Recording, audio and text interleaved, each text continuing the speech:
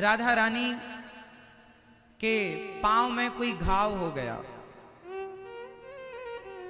जब राधा रानी के पांव में घाव हो गया तो किसी को पता ही नहीं चला कि घाव है। एक दिन एक सखी ने देख लिया, अरे राधा ये तेरे पांव में घाव कैसा? राधा रानी ने छिपाया, ना ना कोई घाव नहीं है, ठीक है सब सही है। सखी ने दूसरी से कहा, तीसरी से कहा, अरे सखी राधा रानी के चरणों में कोई घाव है, पांव में कोई घाव हो गया। सारी सखियां आ गई, राधा ओ राधा ये तेरे पांव में घाव कैसा है? राधा ने कहा जाने दे सखी, ऐसी है, मैं रास्ते से जा रही थी, झाड़ियों के पास से गुजरी तो घाव हो गया, लग गई। अच्छा कब लगी? बहुत दिन हो गए, बहुत दिन। अच्छा तो एक बार हमें दिखा तो दे, कहां घाव हुआ? कोई बात नहीं, जाने दे सखी, क्यों पीछे पड़ी है? ना राधा ये घाव, सखी ने कहा बड़ा गहरा है, दिखा। अच्छा तुम्हें दिखाती हूं, पर तुम किसी से कहना मत। हाँ हाँ हम किसी से नहीं कहेंगे। राधा रानी ने दिखाया, पांव में घाव था। दूसरी ने कहा, सखी अरे राधा तुमने कहा कि ये घाव झाड़ियों से हो गया और बहुत दिन पुराना है, पर इसे देखकर लगता नहीं है कि ये बहुत दिन पुराना है, ये तो नया घाव दिख रहा है। तुझे कहीं आज कल में ही ये घाव लगा है?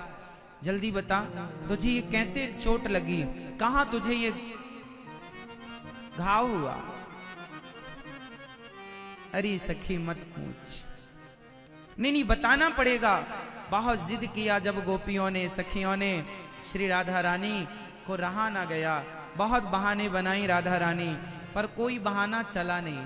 सखियां भी कोई कम नहीं थी, राधा रानी को पढ़ना जानती थी, वो उनके दिल को पढ़ना जानती थी।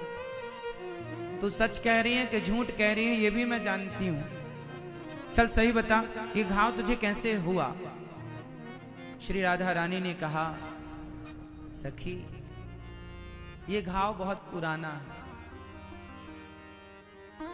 जब श्याम सुंदर हमें छोड़ कर गए और जब उन्होंने यमुना के तट पर आकर के हमसे कहा, राधा हमें उद्धव जी, हमें अक्रूर जी लेने के लिए आए हैं, कल सुबह होते ही मैं मथुरा चला जाऊंगा। और जब उन्होंने ये बात कही कि कल मैं मथुरा चला जाऊंगा, तो श्री राधा रानी ने कहा, कन्हैया तो क्या हमें भी साथ ले चलोगे? उन्होंने कहा नहीं, हमें अकेले ही जाना है। तो कन्हैया तुम्हारे बिना मैं कैसे जीऊंगी, तुम्हारे बिना मैं कैसे रहूंगी? उन्होंने कहा रहना तो पड़ेगा। जब मैंने ये सोचा कि मुझे कृष्ण के बिना रहना पड़ेगा, तो मैं कृष्ण के बिना रहूंगी, ये सोचकर मैं गिर पड़ी। और जब गिरी तो मेरे पांव में बगल में पड़ा पत्थर चुभ गया। श्याम सुंदर ने उठाया और वो पत्थर से घाव हो गया मेरे पांव में। श्याम सुंदर ने संभाला, उन्होंने उस घाव को साफ किया, दवाई लगाई। जब सुबह हुई और कन्हैया छोड़कर चले गए, और उनके प्रेम में जब मैं डूबती हूं तो वो मेरे ख्वाबों में, वो मेरे सपनों में आते हैं और सपने में आकर पूछते हैं राधा रानी से, अरे राधा तेरा दर्द कैसा है, तेरा घाव कैसा है, कम हुआ? ला मैं इसकी पट्टी कर देता हूं। तो कन्हैया आते हैं सपने में और वो दवाई लगाते हैं, वो मुझे स्पर्श करते हैं, बड़ा अच्छा लगता है। उस घाव में वो दवाई लगाकर चले जाते हैं।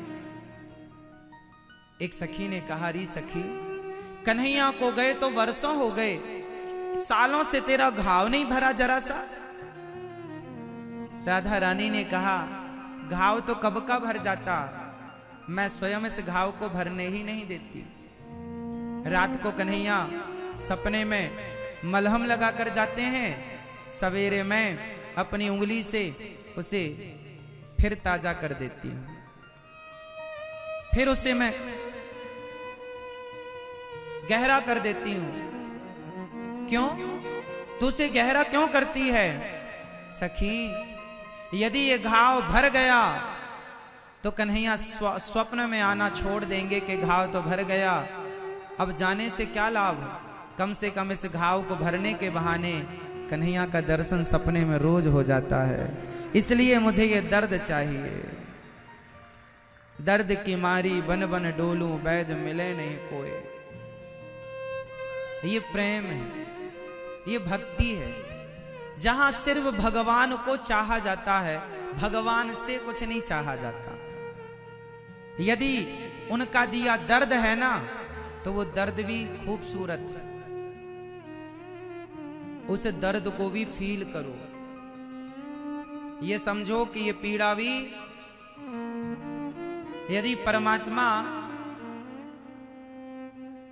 यदि मां बच्चे को थप्पड़ मारती है, कई बार इतना जोर का मारती है मां कि बच्चे के गालों में उंगलियों के निशान पड़ जाते हैं। गाल पे हाथ रखें बच्चे तो दर्द होता है। बच्चों को लगता है मेरी मां कितनी निर्दयी है, कितनी कठोर है, देखो उन्होंने ऐसा मारा कि उंगलियों के निशान पड़ गए। पर कौन समझाए उस बच्चे को, बेटा तेरी मां निर्दयी नहीं है, तेरी मां कठोर नहीं है। यदि तेरी मां ने तेरे गाल में कस के थप्पड़ मारा है तो उस थप्पड़ में, उस दर्द में भी तेरी कोई ना कोई भलाई ही है, तेरा भला है। तू अभी नहीं समझ रहा है, पर भविष्य में तुझे इस थप्पड़ में कोई ना कोई भलाई छिपी नजर आएगी। ईश्वर भी जब दर्द देते हैं, कोई कष्ट देते हैं, तो समझ लेना इसमें भी हमारी कोई ना कोई भलाई है।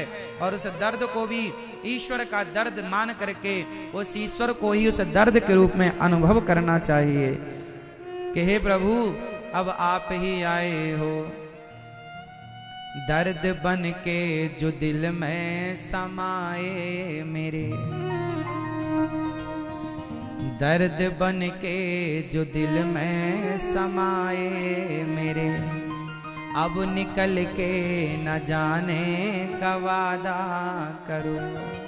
हे प्रभु, जो दर्द बनकर आप मेरे हृदय में समाये हैं, अब निकल के मत जाइएगा, अब सदा मेरे हृदय में ये दर्द बन करके रहिएगा। तो भगवान का सच्चा भक्त वही हो सकता है जो हर स्थिति में प्रसन्न रहे, सुख में दुख में सम रहे, हर बात पर गोविंद का धन्यवाद दे, वही अच्छा भक्त है। और जो बात बात पर केवल शिकायत करने लग जाए, वो झूठा है, सच्चा नहीं है।